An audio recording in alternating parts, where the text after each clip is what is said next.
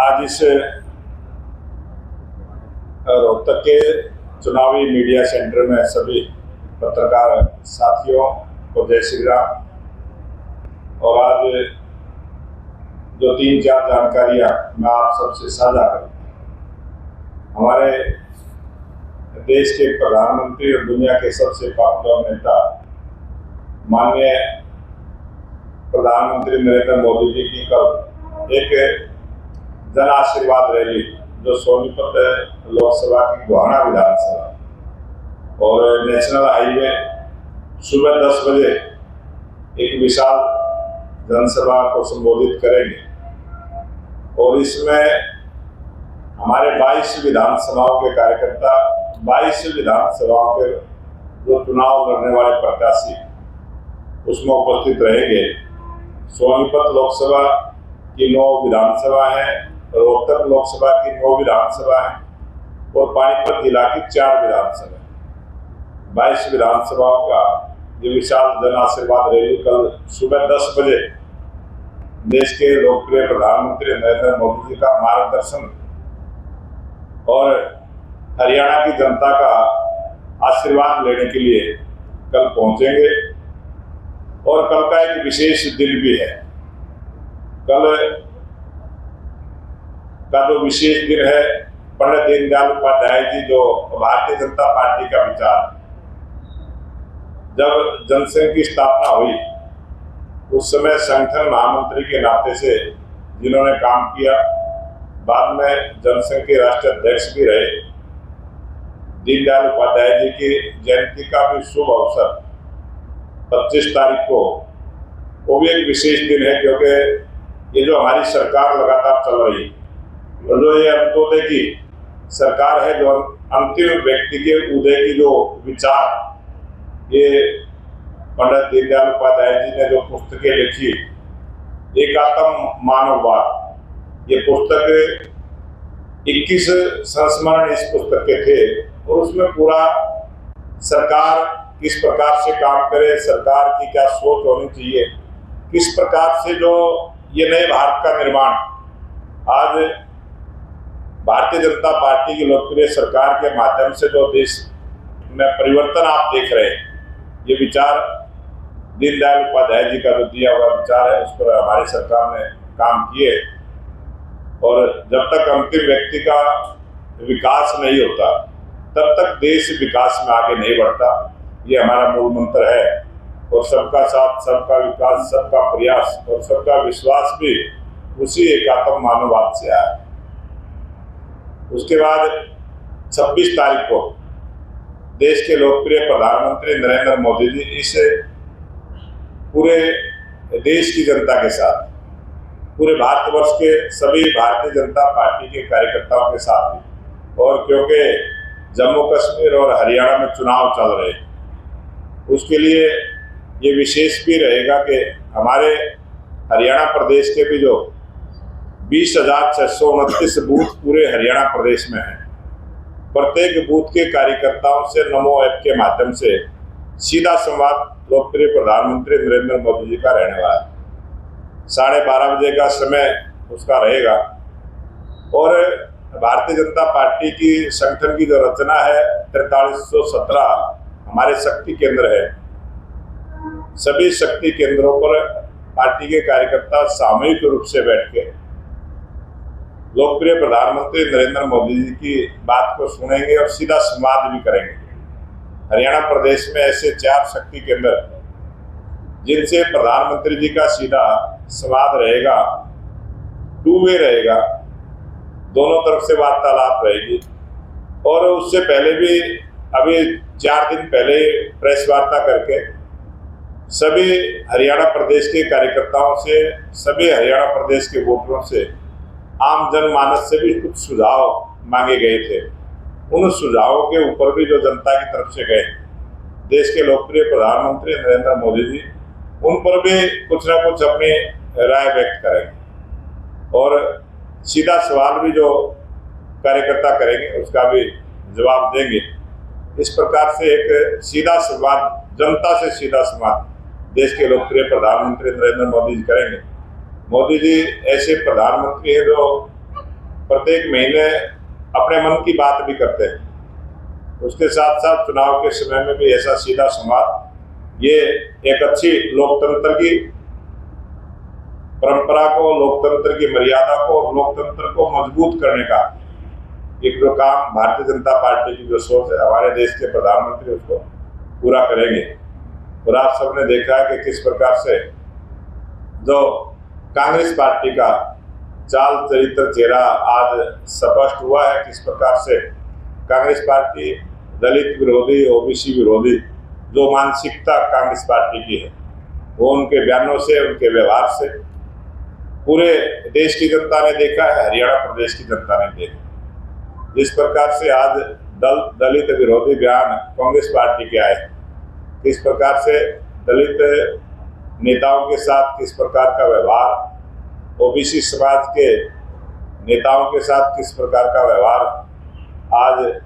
हुड्डा जी के द्वारा हो रहा है, ये कांग्रेस पार्टी में एक नई परंपरा इस चुनाव में हमें देखने को मिली है। और हमेशा से ही भूपेंद्र हुड्डा ने अपने विरोधियों को इसी प्रकार से ठंडे बस्ते में डालने का काम किया है, चाहे उसमें अशोक तंवर जी, चाहे कुमारी शैलजा हो, चाहे सुरजेवाला, सबके साथ इसी प्रकार का व्यवहार हुड्डा ने किया है। और अपने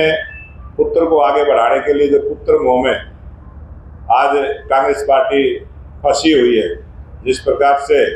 सोनिया गांधी भी अपने पुत्र मोह में राहुल के लिए काम करते हैं, उसी प्रकार से हुड्डा जी भी यहाँ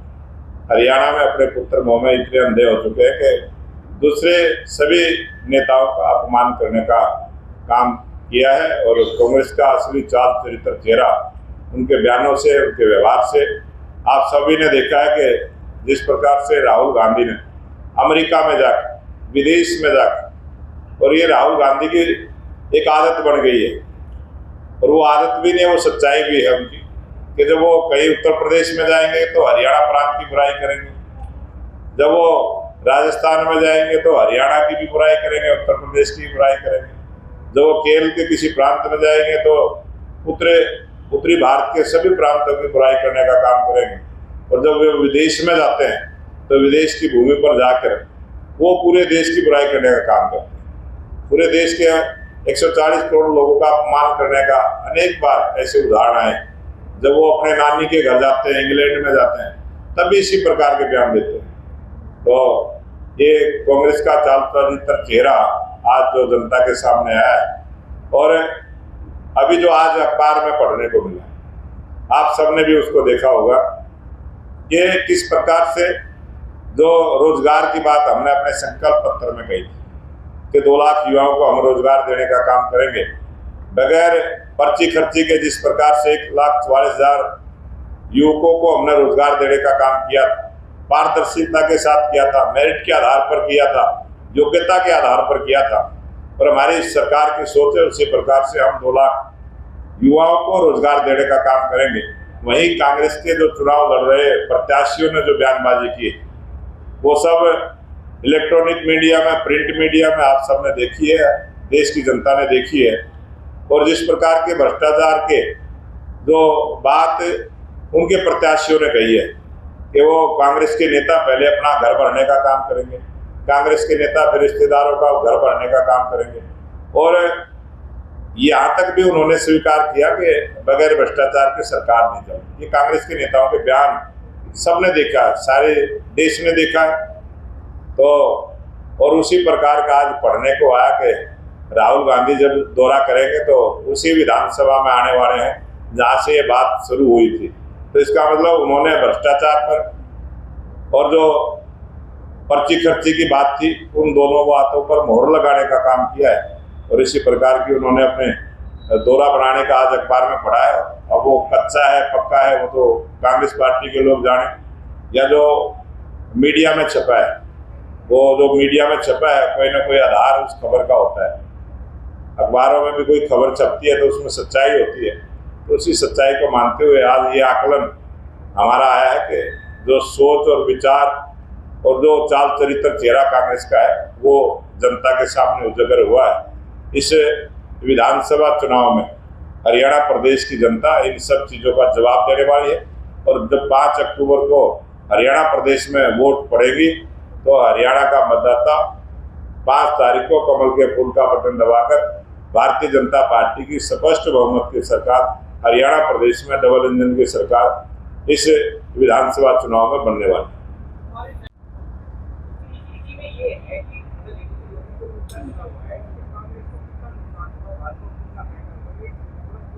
ये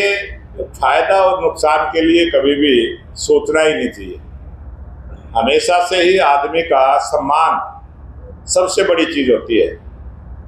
और किसी भी नेता का हो, आम आदमी का हो, छोटा सा बच्चा भी हो तो उसका भी सम्मान रहे, ये सोच भारतीय जनता पार्टी के, ये हमारा विचार है। हमारा फायदे नुकसान की बात नहीं है,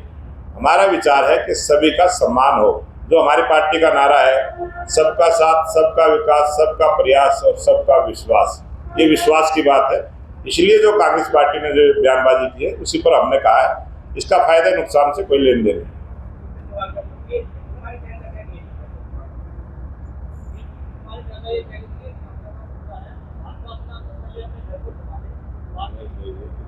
भारतीय जनता पार्टी पूरे देश को अपना परिवार मानती है और हम उस विचार के व्यक्ति हैं कि ये पूरा विश्व एक परिवार है और पूरा विश्व एक परिवार है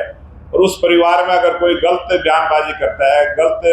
बात बोलता है, गलत व्यवहार करता है तो उसकी बात,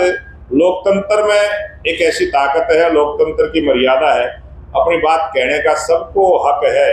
और वही बात हमने कही है। और अगर उसमें कोई झूठ है तो शैलजा उसका जवाब दे।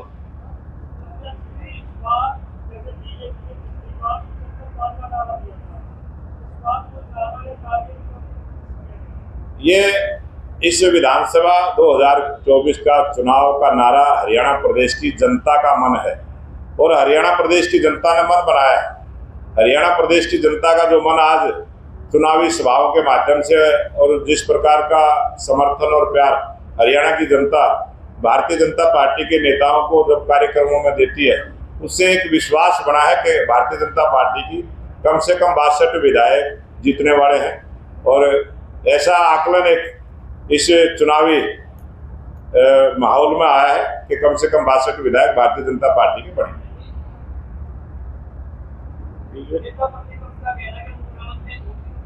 ने बयान दिया है।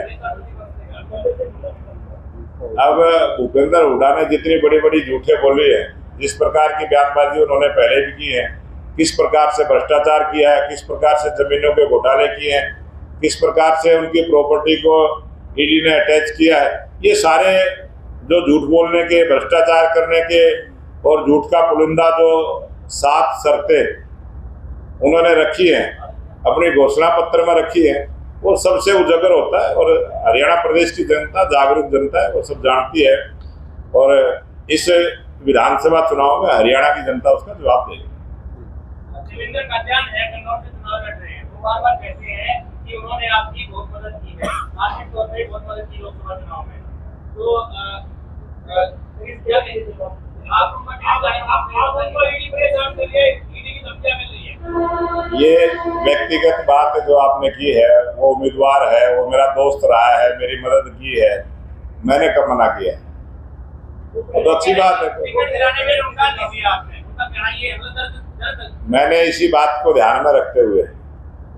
कि कार्यकर्ता ये आरोप ना लगाए कि खुद टिकट ले लिया और मेरी पैरवी नहीं की, इसलिए मैंने निर्णय किया था, मैंने लोकसभा का चुनाव में लड़ चुका हूँ और मैं 90 की 90 विधानसभाओं पर पार्टी के लिए काम करूंगा, सबके लिए काम करूंगा। ऐसे बहुत सारे अनेक कार्यकर्ता हैं जिनको टिकट से जो वंचित रहे हैं, जो टिकट की इच्छा रखते थे और पार्टी 90 से ऊपर दे भी नहीं सकती, 89 आज उम्मीदवार हमारे मैदान में, इससे ज़्यादा हम दे भी नहीं सकते थे और सभी कार्यकर्ताओं को टिकट मिल जाए ऐसा हो भी नहीं सकता। फिर भी जो भारतीय जनता पार्टी के कार्यकर्ता है, सबको मान सम्मान देना हमारा काम है, हम सबका मान सम्मान करेंगे। देश दुनिया की हर खबर सबसे पहले देखने के लिए फॉलो करें Dainik Savera TV, YouTube, Facebook, Instagram, X और व्हाट्सएप चैनल पर।